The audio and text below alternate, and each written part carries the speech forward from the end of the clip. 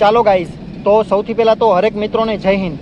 મેં તમને ઘણીવાર આગળના વિડીયોમાં ઘણીવાર મેં તમને એમ કીધું છે કે ભાઈ તમારે પાસે લિમિટેડ પૈસા હોય ને તો તમે 10 થી 15 કંપનીઓ રાખો. વધુમાં વધુ રાખ્યું હોય તો પણ ભલે અને ઓછામાં ઓછી રાખ્યું હોય ને તો પણ ભલે, બરાબર. હવે એ કહેવા પાછળનું કારણ એટલું જ છે કે ભાઈ તમે અગર વધારે કંપની લઈ લેશો ને તો તમારે મન મુતાબિક રિટર્ન નહીં બને. કેમ કે કાલ ઉઠીને તમે કદાચ 20 કંપની તમે લઈ લીધી, બરાબર. હવે એમાંથી 10 કંપની પ્લસ જશે અને 10 કંપની માઇનસ જશે, બરાબર. તો તમારે પ્રોફિટ અને લોસ છે ને એટલો બધો કંઈ ખાસ થશે નહીં. હવે તમારે જો લોસ નહીં થાય ને તો તમારે પ્રોફિટ એ લાંબો નહીં થાય, અને જો લોસ લાંબો થશે તો પ્રોફિટ પણ લાંબો થવાની સંભાવના રહેશે, બરાબર. એટલા માટે મેં તમને એમ કીધું કે ભાઈ કે તમે મિનિમમ 10 થી 15 કંપની રાખો, જેથી કરીને તમારો લોસ પણ ડાયવર્સિફાઈડ રહે અને પ્રોફિટ પણ ડાયવર્સિફાઈડ રહે, લિમિટેડ રહે, બરાબર.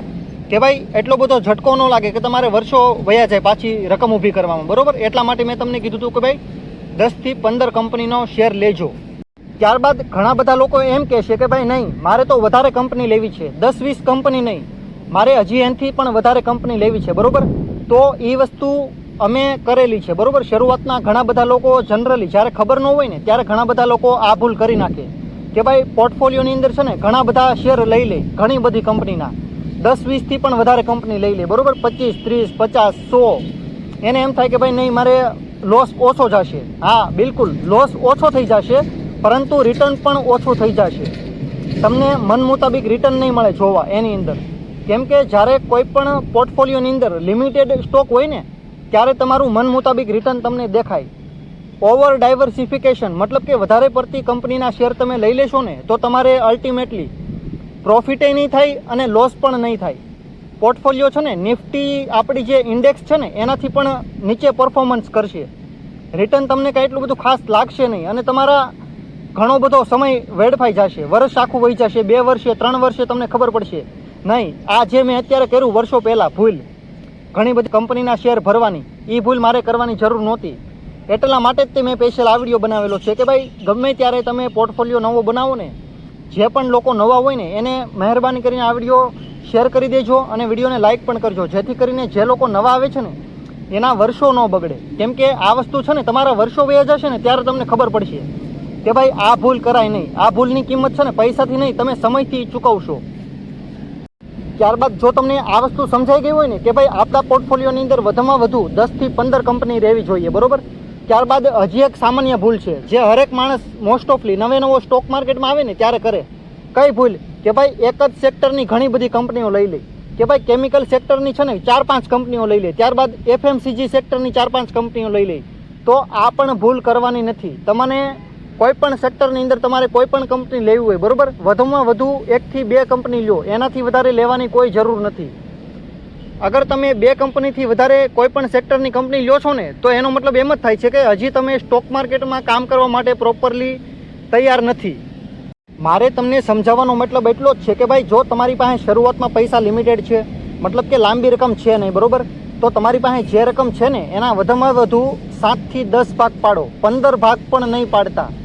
અગર 10 ભાગની અંદર તમારે સરખું રિટર્ન આવશે ને તો પણ તમને ક્યાંક રિટર્ન સરખું દેખાશે. બાકી તમે વધારે પડતા ભાગ પાડી લીધા અને વધારે પડતી કંપની તમે લઈ લીધી ને તો તમને રિટર્ન નહીં દેખાય.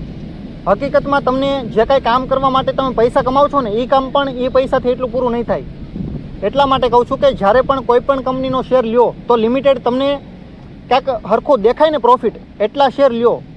હાવ ખાલી પ્રોસેસ પૂરી નથી કરવાની આપણે હકીકતમાં એની અંદર પાર્ટિસિપેટ કરવાનું છે. હકીકતમાં આપણે પ્રોફિટ ક્યાંક દેખાય ને આપણા મગજની અંદર એ પ્રોફિટ ક્યાંક લાગવો જોઈએ કે ભાઈ ને હકીકતમાં ક્યાંક પ્રોફિટ છો છે. બાકી ખાલી 10-20 હજાર રૂપિયા કમાઈને કાંઈ ફાયદો નથી. તમને ખબર જ છે ને અત્યારે પૈસાની કાંઈ લાંબી કિંમત નથી. 10-20 હજારથી તમે કાંઈ કરી નથી શકવાના.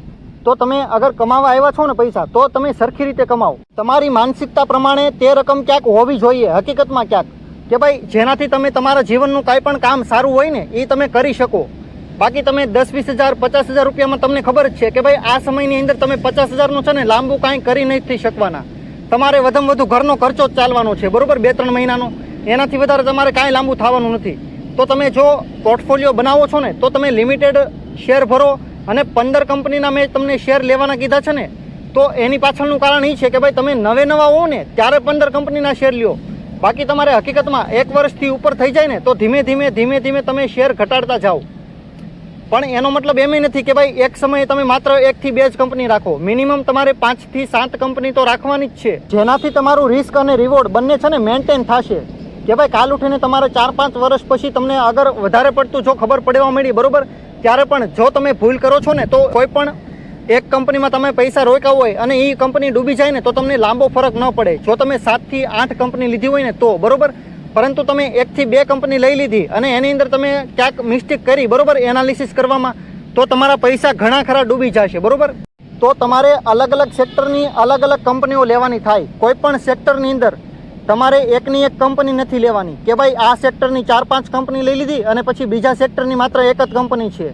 તો તમારે સેક્ટર પણ ફાળવણી કરવાની છે કે ભાઈ auto sector, FMCG sector, chemical sector, આવી રીતે તમારે 10 કંપની હોય ને તો 10 કંપની અલગ અલગ સેક્ટરની હોવી જોઈએ, ખાલી એક સેક્ટરની નહીં.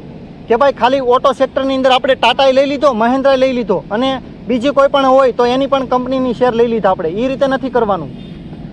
આ વિડીયોમાં બસ આટલું જ. ગુજરાતીમાં સ્ટોક માર્કેટ રિલેટેડ વિડીયો જોવા માટે વિડીયોને લાઇક કરો, શેર કરો અને ચેનલને સબસ્ક્રાઈબ કરો.